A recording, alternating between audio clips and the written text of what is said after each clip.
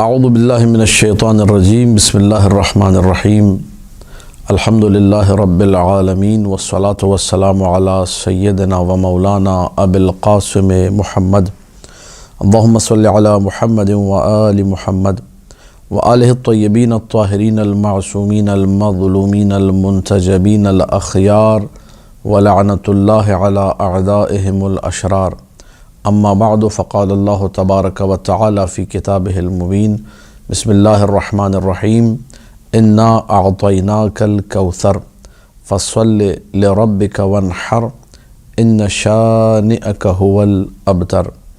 ناظرین محترم، سورہ کوثر قرآن مجید کا سب سے مختصر، سب سے چھوٹا سورہ، اللہ سبحانہ و تعالی نے اس سورے کو نازل کیا اپنے نبی کی محبت میں، اور یہ وہ عمل ہے جو محبت نبی میں انجام دیا گیا۔ یہ وہ فعل پروردگار ہے، یہ اللہ کا وہ کام ہے جو اس نے نبی کی محبت میں انجام دیا۔ اور وہ کیسے؟ وہ ایسے کہ اس سورے کا شان نزول اگر پڑھا جائے وہاں سے واضح ہو جائے گا کہ یہ سورہ بھیجا ہی اپنے نبی کو خوش کرنے کے لیے، یہ سورہ بھیجا ہی نبی کے دشمنوں کی زبانوں کو لگام دینے کے لیے۔ نبی اکرم صلی اللہ علیہ وآلہ کو جب دشمنوں نے یہ کہنا شروع کیا کہ آپ ابتر ہیں، عامر ابن عاص یا عاص ابن وائل، مختلف نام ملتے ہیں، عامر کا نام بھی ملتا ہے، عاص ابن وائل کا نام بھی، جو ابتر کہتے تھے، یہی کہتے تھے کہ ہمیں محمد نعوذ باللہ پسند نہیں، ہم جو ہے محمد سے دشمنی رکھتے، ان کی تعبیر ہے صلی اللہ علی محمد و آل بیتہ الطیبین الطاہرین۔ تو یہ جو تعبیر تھی ان کی مقام مصطفیٰ کے حوالے سے، جو لوگ جسارت کرتے تھے، جو گستاخی کرتے تھے کہ ہمیں پسند نہیں، یا ہم دشمنی رکھتے ہیں، یہ ابتر کہتے تھے، یہ انتہائی بڑا طعنہ تھا۔ اور اس کے بعد یہ بھی کہتے تھے کہ ہماری تو نسل چلے گی، ہمارے تو وارث موجود ہیں، تمہارا دین ختم ہو جائے گا، تمہارے جانے کے بعد تمہاری کوئی اولاد ہی نہیں، تمہاری کوئی نسل ہی نہیں۔ اللہ سبحانہ و تعالیٰ نے ان لوگوں کو جواب دینے کے لیے یہ سورہ اتارا۔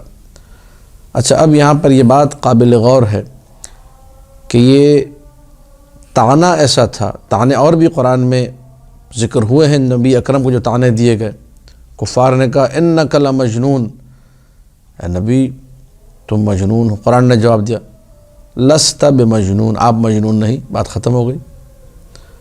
انہوں نے جو ہے نبی اکرم کو جو ہے کہا کہ جو ہے یہ کیسا نبی ہے جو بازاروں میں کھاتا ہے پیتا ہے۔ قرآن نے صرف اتنا جواب دیا کہ باقی جو انبیاء تھے وہ بھی بازاروں میں کھاتے پیتے تھے، لوگوں کے ساتھ چلتے پھرتے تھے، لہذا اس میں کوئی عیب نہیں ہے۔ اور مختلف مقامات پہ جو طعنے ہوئے، قرآن نے ان کا سیدھا سیدھا جواب دیا کہ نہیں، ایسا نہیں ہے، ایک جواب۔ لیکن یہ طعنہ، اس کے لیے پورا ایک سورہ اترا ہے۔ طعنہ ابتریت ایک ایسا طعنہ ہے کہ ایک سورہ، مختصر سورہ اترا، انا اعطیناک الکوثر۔ پہلے یہ بیان کیا کہ رسول ابتر نہیں، اے رسول ہم نے آپ کو کوثر عطا کیا، فصل لربک، آپ بارگاہ رب میں جھک جائیے، نماز ادا کیجئے، دعا کیجئے، رب کی عبادت کیجئے، وانحر، اور نحر کیجئے۔ وذبح نہیں ہے، ہم لوگ ترجمہ کرتے ہیں قربانی کیجئے، قربانی بکرے کی بھی ہو سکتی ہے، دمبے کی بھی۔ وانحر، نحر سے مراد ہی یہی ہے کہ بڑی قربانی کرنی ہے، جو عرب کی سب سے بڑی قربانی ہے، جو اونٹ ذبح کرنا ہے، وہ آپ اونٹ کو نحر کیجئے، اور اس بڑے جانور کو رب کی خوشنودی کے لیے نحر کیجئے۔ ان شانئک هو الابتر، اور اے رسول آپ کا جو دشمن ہے، جو یہ کہتا پھر رہا ہے کہ مجھے نعوذ باللہ محمد پسند نہیں، اور میں نعوذ باللہ جو ہے محمد سے دشمنی رکھتا ہوں، اور محمد نعوذ باللہ ابتر ہے، جو تعبیرات وہ استعمال کر رہا ہے وہ دشمن ہی ابتر ہے۔ تاریخی کتب میں موجود ہے کہ عاص ابن وائل ملعون لعنت اللہ علیہ، جو یہ جملے کہتا تھا کہ محمد ابتر ہیں، اور ابتر کہہ کہہ کے رسول کو تنگ کرتا تھا، اس کے 11 بیٹے تھے۔ عاص ابن وائل کے مرنے سے پہلے اس کے 11 بیٹے مر گئے، اور وہ دنیا سے جب گیا تو ابتر مرا۔ لیکن رسول اکرم صلی اللہ علیہ وآلہ کی نسل جو فاطمۃ الزہرا صلوات اللہ علیہا سے چلی، وہ نسل آج تک موجود ہے۔ چاروں طرف کائنات میں سادات کرام پائے جاتے ہیں۔ آیت اللہ شہاب الدین مرشی نجفی رحمۃ اللہ علیہ نے، جو بہت بڑے ماہر انساب تھے، انہوں نے اس بات کو نقل کیا کہ چین کے اندر چینی شکل و شمائل رکھنے والے 8 لاکھ سید ہیں۔ نسل فاطمہ الزہرا صلوات اللہ علیہا سے۔ فخر الدین رازی جیسا متعصب سنی عالم یہ کہتا ہے کون سی نسل کوثر نسل فاطمہ سے بہتر ہو سکتی ہے، جس میں زین العابدین، باقر، جعفر، کاظم، رضا جیسی ہستیاں موجود ہیں، کائنات کی سب سے بہترین نسل۔ اور جیسے وارثان دین یہ ہے، جیسے محافظان دین یہ ہے، جس طرح دین کو یہ لے کر چلیں کوئی بھی لے کر نہیں چل سکتا۔ انا اعطیناک الکوثر، اے رسول ہم نے آپ کو کوثر عطا کیا۔ اب کوثر کی تفسیر کیا ہے؟ خیر کثیر۔ تو خیر کثیر اس کی تعبیر کو آپ جوڑنا چاہیں فاطمہ الزہرا صلوات اللہ علیہا سے بالکل جوڑ سکتے ہیں۔ فاطمہ زہرا صلوات اللہ علیہا سے بڑا خیر کثیر کون ہوگا؟ جس کی نسل میں امامت موجود ہے، جس کے امام بیٹے موجود ہیں، 1 2 3 4 امام نہیں، 11 امام ہیں جو فاطمہ زہرا صلوات اللہ علیہا کی نسل میں آ رہے ہیں۔ یہ کوئی کم شرف نہیں ہے، اس سے بڑا خیر کثیر کیا ہوگا؟ یعنی خیر کثیر کا اگر کوئی سب سے بارز مصداق ہے، سب سے بہترین مصداق ہے تو وہ ذات فاطمہ زہرا صلوات اللہ وسلامہ علیہا ہے کہ جو اس خیر کثیر کا مصداق بنتی ہے۔ علم کس کے پاس فاطمہ الزہرا صلوات اللہ وسلامہ علیہا سے زیادہ ہوگا؟ کوثر کی ایک تفسیر علم، جو علی ابن ابی طالب سلام اللہ علیہ سے یہ کہیں کہ یا علی میں ما کان جو گزرا ہے وہ بھی جانتی ہوں، ما یکون جو آنے والا ہونے والا ہے وہ بھی جانتی ہوں، اور وما لم یکن جو نہیں ہوگا مجھے وہ بھی پتہ ہے۔ اگر علم بھی کوثر کی تفسیر کی جائے تو اس اعتبار سے بھی بہترین مصداق فاطمہ الزہرا صلوات اللہ وسلامہ علیہا۔ ایک جو ہے کوثر کا مصداق نبوت بیان کیا گیا۔ اگر کوثر یعنی نبوت، بعض مفسرین نے لکھا کہ انا اعطیناک الکوثر، کوثر یعنی میں آپ کو نبوت عطا کی، تو نبوت اگر مصداق کوثر ہے تو یہاں پر بھی بضعۃ الرسالہ کون ہے، رسالت کا ٹکڑا کون ہے، اور رسالت اور نبوت کس کے احترام میں کھڑی ہوتی ہے؟ فاطمہ الزہرا صلوات اللہ علیہا۔ والکتاب وبشرف الدارین وبالذریۃ الطیبہ، یہ اور بہت سارے مصادیق۔ کوثر جو ہے کتاب کو کہا گیا، ہم نے آپ کو کتاب دی، قرآن جو ہے وہ کوثر ہے۔ ہم نے آپ کو دنیا اور آخرت کی عزت عطا کی، شرف عطا کیا، یہ کوثر ہے۔ ہم نے آپ کو ذریہ طیبہ عطا کی، بہترین نسل عطا کی، یہ کوثر ہے۔ تو یہ سارے کے سارے معانی ہیں، لیکن ان سارے معانی میں عقل انسانی جب سورے کو دیکھتی ہے، سیاق و سباق کو دیکھتی ہے، کیونکہ سامنے والا شان نزول جب پڑھتا ہے تو دیکھتا ہے کہ بابا یہاں تو ابتر کہا جا رہا تھا، یہاں اس نے تھوڑی کہا تھا کہ آپ کو نبوت نہیں ملی، یہاں یہ تھوڑی کہا تھا کتاب نہیں ملی، علم نہیں ملا، شرف الدنیا والآخرہ نہیں ملا، بلکہ شرف الدنیا والآخرہ تو اقرار کفار بھی کرتے تھے، جو دنیا کو مانتے تھے دنیا کا اقرار کرتے تھے کہ امین ہیں، صادق ہیں، وہ شرف کے قائل تھے، جو مذاق بھی اڑاتے تھے، طعنے بھی دیتے تھے، ان ساری باتوں کے بعض باتوں کے قائل تھے حد اقل۔ لہٰذا سیاق و سباق سے اور شان نزول سے سمجھ میں آتا ہے کہ دشمن کا اصرار فقط اسی ایک بات پر تھا کہ رسول کی نسل نہیں، اور نسل جو نبی اکرم کی چلی ہے اور بڑھی ہے وہ فاطمہ الزہرا صلوات اللہ وسلامہ علیہا ہی سے چلی ہے۔ لہذا یہ بہترین قرینہ ہے کہ کوثر سے مراد فاطمہ الزہرا سلام اللہ علیہا ہیں۔ تفسیر میں لفظ شفاعت کے ذریعے بھی تفسیر ہوئی ہے۔ خود امام جعفر صادق سلام اللہ علیہ نے فرمایا کوثر سے مراد شفاعت ہے۔ بی بی کی شفاعت کا کیا کہنا کہ اس قدر بی بی کی شفاعت ہوگی کہ ہر وہ مقام جو قیامت کا مہلک ترین مقام ہے، خطرناک ترین جو مواقف ہیں، جہاں پہ بڑے بڑوں کا پتا پانی ہو جائے گا، وہاں بی بی شفاعت کریں گی، وہاں بی بی کی شفاعت جو ہے جاری ہوگی۔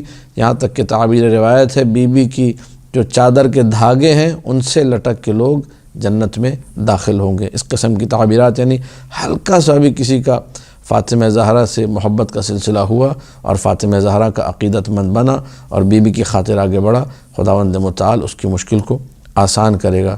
تو اگر شفاعت بھی ہے تو تب بھی اس کا ربط بہت ہی اعلیٰ طریقے سے بی بی سے بن جائے گا۔ اور بہت ساری تفاسیر ہیں، بہرحال میں چند جملے تبرکاً جو ہے اس تفسیر صافی جو میرے سامنے کھلی آپ کے سامنے پڑھ کے بات کو مکمل کروں گا۔ انا اعطیناک الکوثر، اے رسول ہم نے آپ کو کوثر عطا کیا، اور یہ پورے قرآن میں ایک ہی مقام ہے جہاں پہ انا اعطیناک آیا ہے۔ فصلی لربک، آپ اپنے رب کی نماز پڑھیے، آپ اپنے رب کی بارگاہ میں جائیے، دعا کیجیے۔ فدم علی الصلاۃ، یعنی مسلسل اب نماز پڑھیے۔ ونحر، اور آپ نحر کیجیے، اور نحر جو ہے اس کا معنی میں نے آپ کے سامنے بیان کر دیا، یعنی بڑی قربانی جس کو رسول نے انجام دینا ہے اس نعمت عظمیٰ کے بعد۔ پھر اس کے بعد ان شانئک، شنعان اس کا مصدر ہے جو کہ بغض کے معنی میں ہے، دشمنی کے معنی میں۔ شانع کہتے ہیں دشمن کو، ان شانئک یعنی آپ کا دشمن، آپ سے بغض رکھنے والا جو بغضی ہے، هو الابتر وہ بے نسل ہے، اس کی کوئی نسل نہیں، کوئی اس کے لیے اس کا نام لیوا نہیں ہوگا، اس کے بعد اس کا کوئی بھی ذکر خیر کرنے والا نہیں ہوگا۔ اما آپ کی جو نسل ہے وہ جاری رہے گی، اور آج تک نسل موجود ہے اور ذکر خیر ہو رہا ہے۔ اب یہاں پر وہ چند جملے جو آپ نے سماعت فرما لی، میں تبرکاً فقط پڑھ رہا ہوں کہ دخل رسول اللہ صلی اللہ علیہ وآلہ المسجد، نبی مسجد میں داخل ہوئے، وفیہ عمرو بن عاص والحکم ابن عاص، اور مسجد میں عمرو ابن عاص تھے اور حکم ابن عاص۔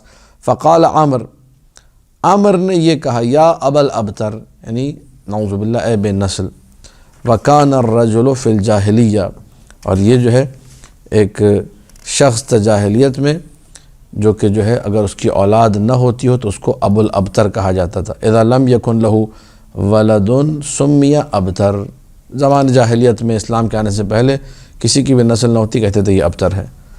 ثم قال عمر، پھر اس کے بعد عمر نے کہا، پہلے جو ہے جملہ کس نے کہا تھا؟ عمر ہی نے کہا تھا ابا الابتر، اور دوسرا جملہ پھر عمر نے کہا، انی لاشنع محمدا، میں محمد سے بغض رکھتا ہوں۔ فانزل اللہ علی رسولہ السورہ، اللہ نے یہ سورہ نازل کیا، ان شانئک هو الابتر، تمہارا دشمن ہی ابتر ہے، نہ اس کا کوئی دین ہے نہ اس کا کوئی نسب ہے۔